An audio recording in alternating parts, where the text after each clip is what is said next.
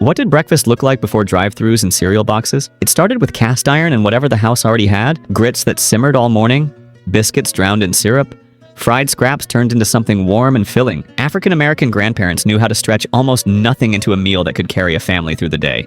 Today, let's step back into that kitchen and revisit 30 breakfasts that fed generations when money was thin, but resourcefulness was rich. Long before breakfast came in boxes or microwaves, some mornings began with nothing more than cornmeal, boiling water, and a hot skillet of grease. Mixing hot water into the meal made a dough that tightened under the spoon, stiff enough to shape by hand. The patties hit the skillet with a sharp hiss, forming a crackling brown crust while the inside stayed tender and warm. Folks dipped them in coffee or syrup when sugar was scarce, or served them beside beans left over from the night before. This was a breakfast that asked for almost nothing but delivered fullness and pride, stretching one cheap ingredient into something that could carry a long day of farm work or laundry on thin wallets and thick determination. If you want to understand how Southern mornings truly sounded, picture thin batter meeting hot metal and bubbling at the edges. Hoe cakes were once fried right on the back of a hoe over coals in the field, proof that breakfast could meet a person where they worked. The batter was plain, cornmeal, water, and salt, poured in a thin round, so the edges turned lacy and crisp while the center stayed soft. A swipe of butter as soon as it left the pan made it taste richer than it cost. People ate them with molasses, leftover ham, or just steam and hunger. Cheap, quick, and made with whatever heat a family had, hoe cakes got the day moving without ceremony. Did your grandparents make theirs thin and crispy like this, or thick like cornbread? Some of the warmest breakfasts were born not from groceries, but from what was left after supper. Corn fritters took kernels scraped from yesterday's cob and folded them into a loose batter of egg, milk, and a little flour. Dropped by spoonfuls into hot grease, they puffed up and browned with sweet kernels trapped inside.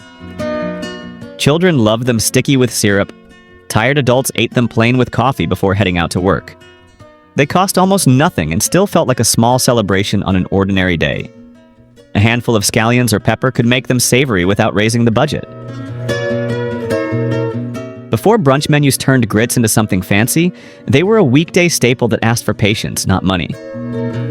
Grits simmered low and slow until they lost their grit and turned thick and smooth. A spoonful of butter, a handful of sharp cheese, and a scatter of scallions transformed them from plain to comforting without adding cost. Some families ate them alongside fried fish, others with eggs or nothing at all. Just a bowl of warmth before work. The steam rose heavy, carrying a smell that felt like a pause before the day rushed in. Even on lean weeks, a pot of grits could make a table feel fed, proving that warmth and enoughness mattered more than richness.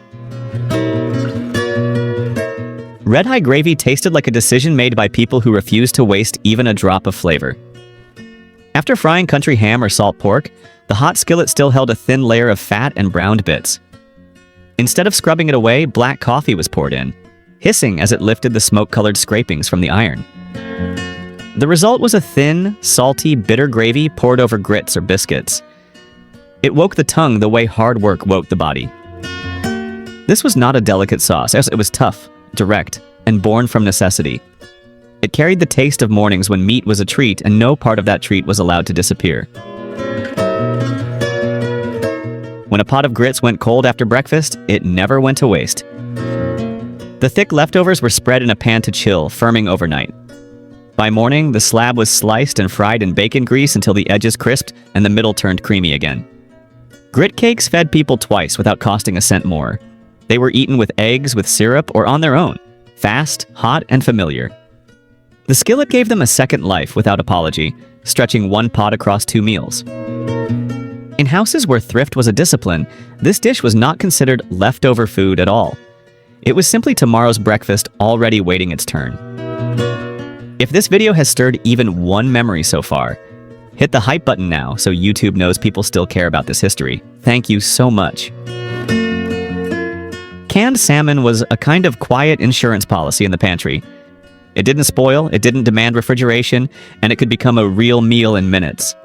Grandma mixed it with onion, cornmeal, or breadcrumbs, egg, salt, and pepper, then shaped the mixture into patties.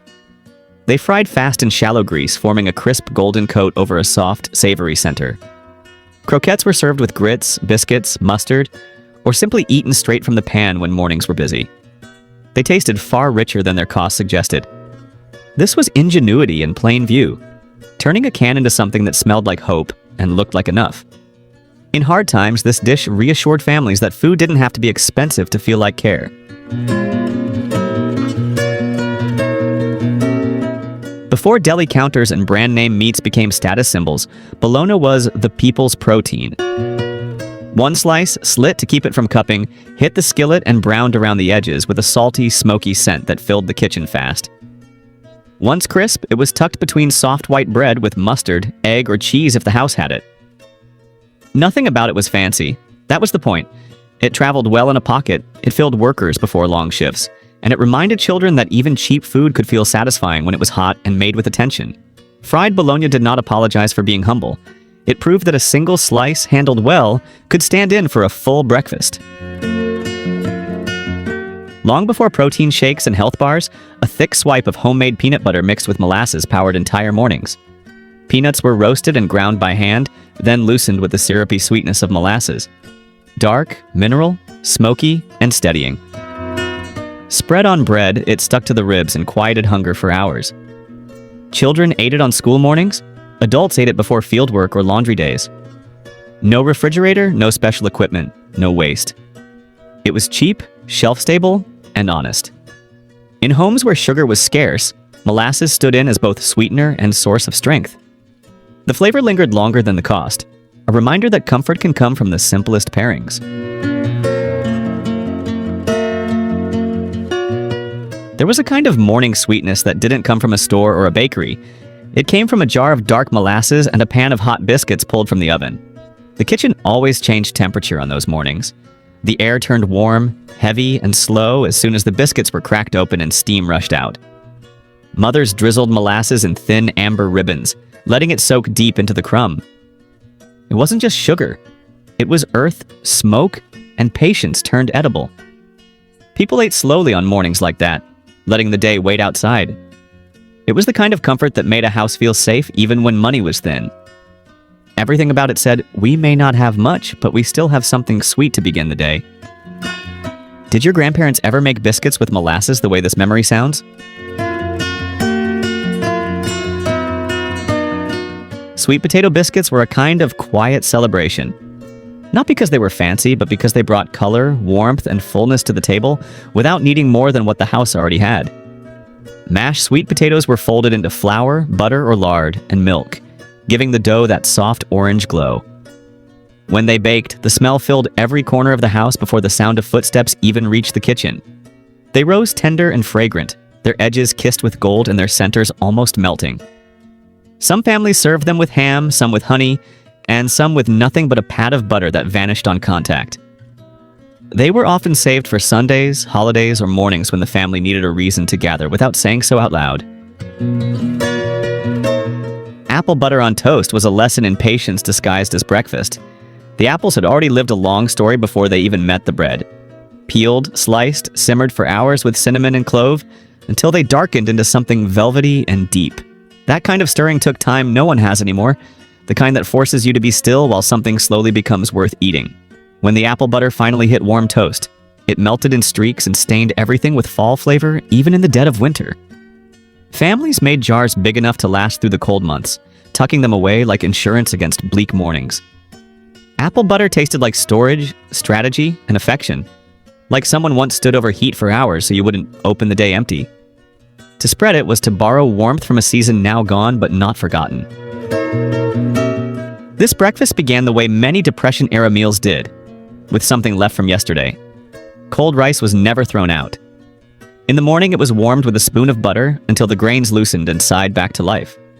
Then dusted with sugar or brown sugar if the house had it. Some poured a little milk in to soften it. Others stirred in molasses for deeper sweetness. It was gentle food, nothing loud, nothing expensive, just a warm bowl that quieted hunger without ceremony. Children scraped their bowls clean before heading to school, not because it tasted special, but because it tasted safe. When there was no meat and no store trip coming soon, rice with butter and sugar proved that comfort could be built out of what already existed. Rice pudding was what happened when thrift was given time to blossom into kindness. Leftover rice went into a pot with milk, butter, sugar, and maybe raisins if the family was lucky. The mixture simmered slowly until thick and creamy, sending out a smell that felt like the house taking a deep breath. A pinch of cinnamon or nutmeg turned cheap ingredients into something that tasted like care. Parents smiled watching their children eat it because it meant the day would begin with full stomachs and quiet minds. No one called it frugal food back then. It was simply what worked, what lasted, what could stretch one ingredient across 2 days without shame. Rice pudding didn't try to impress, it tried to comfort, and it succeeded. Sweet potato hash was proof that leftovers did not have to feel like leftovers. Cubes of roasted sweet potato from supper were thrown into a skillet with onions and a spoonful of pork grease saved in a jar. The pan came alive fast, edges crisping, onions melting, the whole kitchen smelling like something richer than anyone paid for. Some families sprinkled salt and pepper and stopped there. Others cracked an egg on top or added bits of ham if they had scraps from Sunday. The sweetness of the potato and the salt of the fat made a pairing that filled people without apology. This was not a planned dish. It was a habit of survival that accidentally became tradition. In lean kitchens, a skillet of hash could repair both hunger and pride without costing a dime. Fatback and eggs was a breakfast built for people who worked with their hands and carried weight long before sunrise. Thick strips of salted pork fat hit the skillet first, crackling until the kitchen smelled bold and unmistakable. Nothing was wasted. The hot grease became the cooking gold for whatever came next. Eggs were cracked right into the same pan so they could catch every drop of flavor, turning simple protein into something that felt bigger than it was. Some families poured the fat over grits. Some wiped it with biscuits so not a trace remained. This kind of meal didn't pretend to be delicate. It was straightforward fuel for a life without shortcuts. It said, "You start strong or you don't last." Crackling cornbread began with thrift and ended like a celebration. After hog butchering days, no scrap was discarded. Even bits of crispy pork skin, the cracklings, were saved. They were folded into cornmeal batter and baked until the loaf sang against the sides of the pan. When sliced open, pockets of rendered fat glistened in the crumb, giving the bread a smoky, savory depth that felt richer than its ingredients. Some poured milk over a slice for breakfast. Others ate it with coffee in silence before work. The sizzle as it came out of the pan and the way it perfumed the house made it feel like more than survival. When meat was too precious to appear whole on the plate, salt pork stood in as the backbone of flavor. Thin slices fried in a cast-iron skillet released a briny smoke that woke the room before anyone sat down. The drippings were splashed with strong black coffee to make red-eye gravy, thin, bitter, and unapologetic, the kind of sauce that doesn't try to please everyone. Poured over grits or biscuits, it stretched a few ounces of pork into a full breakfast with attitude. This dish carried the taste of households that refused to eat bland just because they were broke.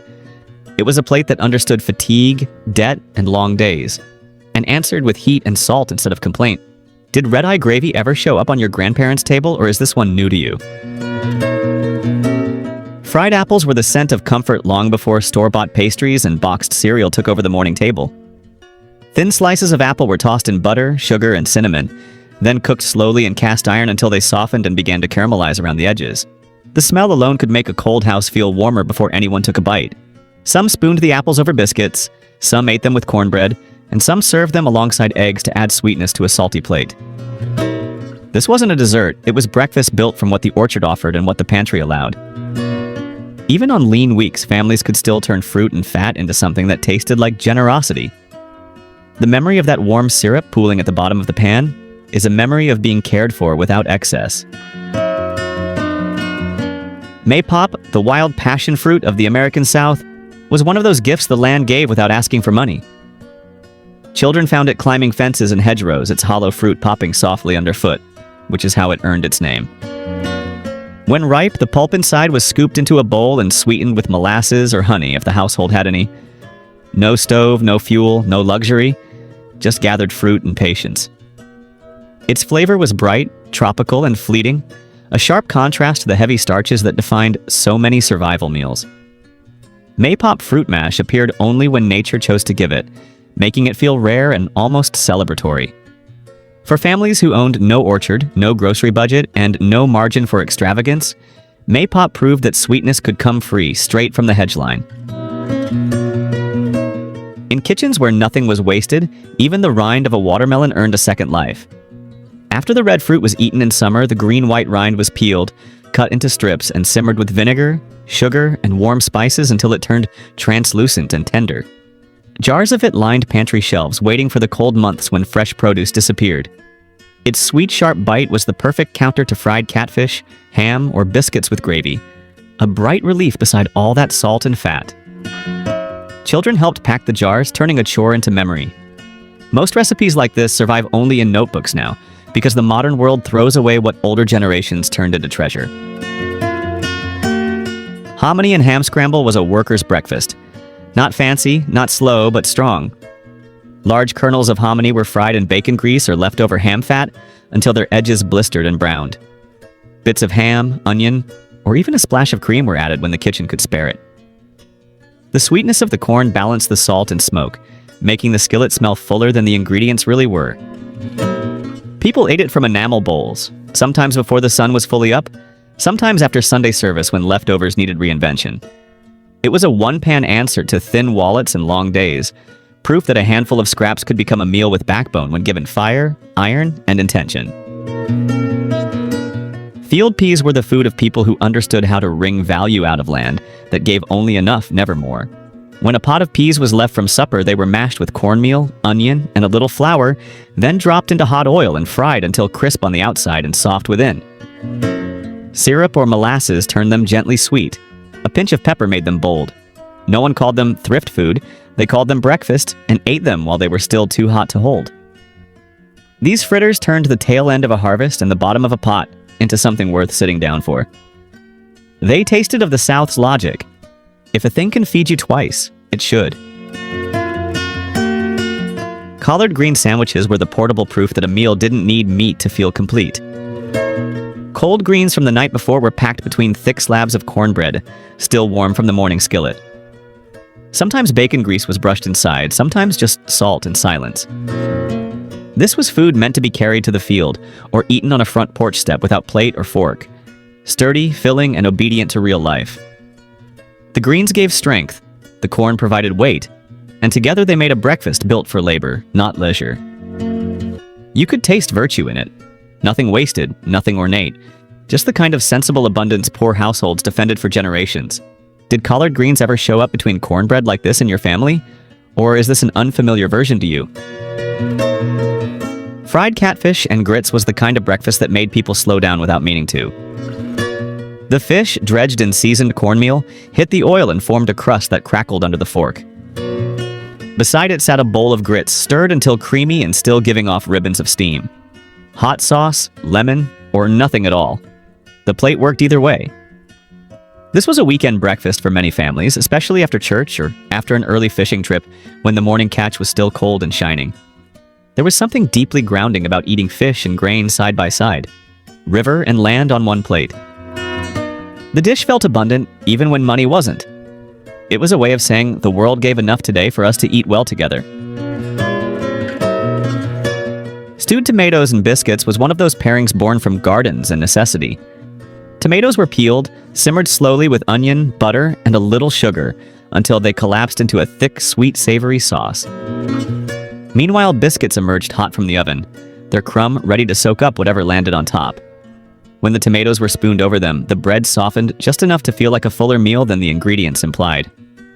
This was breakfast for seasons when the cupboard looked thin, yet the earth had been kind. It fed without bragging. The smell alone could fill a kitchen with reassurance. The kind that doesn't arrive in packages or with brand names, just with heat, time, and intention. Sorghum porridge began like many survival foods punted with cornmeal, cooked slowly over a patient flame. Once it thickened into something that no longer rattled in the spoon, a stream of dark sorghum syrup was poured over the top. Sorghum tasted deeper than sugar with a hint of smoke and iron, the kind of sweetness that felt earned. This bowl warmed more than the stomach. It steadied nerves before long days. A pinch of salt or a pat of butter kept it from becoming candy, while the syrup made even a modest pantry feel generous. On cold mornings, this porridge was an argument against despair. If there is flame, grain, and a little sweetness, then the day can still begin with kindness. Before creamers and sugar packets lined grocery store aisles, many families reached for the same trusted can of condensed milk. It was thick, heavy, and sweet enough to soften even the strongest black coffee. A single spoonful swirled through the mug turned a hard, bitter drink into something gentle. A small mercy before the day's labor began. The sound of the can opening and the hiss of coffee pouring over the milk were part of the rhythm of the house. Men drank it before fieldwork or factory shifts. Women drank it between ironing, feeding children, and lighting the stove for the next task. It lasted for weeks, stretched carefully, never wasted. In winters when produce was scarce and vitamins were a luxury, pine needle tea stepped in with quiet usefulness. Young green needles were gathered from longleaf or loblolly pines, rinsed, then steeped in hot water until the brew released a gentle citrus aroma. The result was light, fresh, and rich in vitamin C, a natural shield against illness when fruit was unavailable. Some families learned the practice from indigenous neighbors, others from survival knowledge carried over generations. It asked for no purchase, only respect for what the land offered. The steam rising from the cup brought a different kind of comfort than sugar or fat. It tasted like endurance, adaptation, and watching nature closely enough to live alongside it, rather than against it. On Juneteenth mornings before plates were filled and music began, red drink flowed like a reminder. Made from hibiscus petals or bright strawberries, steeped into a deep crimson infusion, it was more than refreshment. It symbolized memory, blood, and arrival at freedom. Sugar, cloves, or ginger gave the punch a layered sweetness, and sunlight caught the glass like a celebration. Children gulped it without knowing the weight of its story. Elders sipped slower, remembering why red mattered. This was a communal drink, poured and shared in churchyards and open fields on the one day that refused to forget what came before joy. Did red drink ever appear at your family's celebrations, or is it a tradition you only learned about later? Ham hocks and grits was the closest thing to a guarantee that the day would not defeat you. The hock, cheap because it was mostly bone and skin, was simmered for hours until what little meat there was surrendered to the broth, turning it deep and smoky. That liquid gold was ladled beside or over a bowl of grits, stirred with butter and salt until smooth. The plate looked humble but ate like strength. Paired with black coffee, it was a ritual in many households after long weeks. A reminder that something slow and steady could still restore people living on thin wages and thick fatigue. Nothing about this meal bowed to elegance. It bowed only to the body's need to be refueled before another round of reality. A single ham bone did the work of generosity in homes that couldn't afford repetition of meat. After Sunday dinners, the stripped bone was not thrown away. It was moved into a large pot with onions, carrots, potatoes, beans, or whatever scraps were on hand. Hours of slow simmering pulled every trace of flavor into the broth. It was a soup that tasted far richer than its cost or its appearance. People dipped bread into it and felt taken care of, even if nothing about their week had been easy. Government posters once encouraged such methods during rations, but people in these households didn't need instruction. They already lived on nothing wasted. Ham bone soup fed bodies, yes, but it also fed resolve. Mustard green chowder was the quiet opposite of luxury food. Sharp, earthy, cheap, and profoundly satisfying. Bacon ends or ham scraps were browned first to perfume the pot, then chopped greens were added with water, onions, and thyme. No cream, no stock, no flourish, just patience. The greens softened slowly, their peppery bite melting into the broth until the whole pot tasted like calm after effort. A wedge of cornbread or a spoon of rice could turn one bowl into a full meal. This was food that asked nothing showy from the cook, only discipline and understanding of what heat can do to humble leaves. In homes where the wallet could not stretch but the will could, mustard green chowder made morning feel survivable again. Corncob jelly is what happens when poverty meets genius. After the kernels were cut away for meals, the stripped cobs, what most people today would toss, were simmered in water until the liquid turned faintly golden. Sugar was added and boiled until it thickened into a glossy amber jelly that tasted like summer-made liquid. Spread on biscuits or cornbread, it brought brightness to otherwise dull mornings and stretched the value of a crop already used to the last grain. It wasn't made for luxury, it was made to refuse loss. The jars lined pantry shelves like proof that a careful mind could turn waste into beauty. For families who owned little, corn cob jelly was a quiet victory in a glass. When supper had to become breakfast and the wallet was already empty, peanut butter and molasses stirred together in a bowl made a protein-rich paste that clung to hunger and held it back. Thick, slow, and smoky sweet, it didn't ask for heat or fresh ingredients. Just a spoon, a heel of bread, or sometimes nothing at all. Adults ate it standing, children licked it from spoons, and nobody complained because the body understood what it was receiving. It carried the same emotional weight as a promise. We may not have meat or milk today, but we will not go to work or school with nothing. In the oldest kitchens, there was often a pot that never truly started and never truly finished. A perpetual soup kept warm at the back of the stove.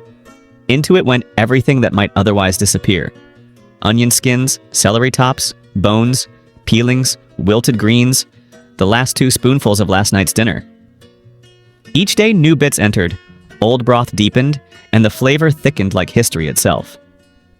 Nothing was wasted because nothing could be afforded to vanish.